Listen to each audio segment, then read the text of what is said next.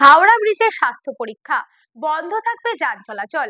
শনিবার রাত 11:30 থেকে 17 নভেম্বর রবিবার ভোর 4:30 পর্যন্ত সম্পূর্ণ বন্ধ থাকবে হাওড়া ব্রিজ। হাওড়া থেকে আসা সমস্ত গাড়িকে কলকাতার দ্বিতীয় হুগলি সেতুর দিকে ঘুরিয়ে দেওয়া হবে।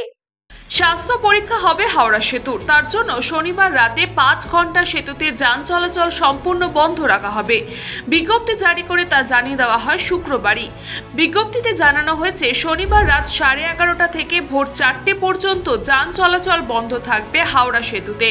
এই স্বাস্থ্য পরীক্ষা করবেন শ্যামাপ্রসাদ মুখার্জি বন্দর কর্তৃপক্ষের ইঞ্জিনিয়াররা।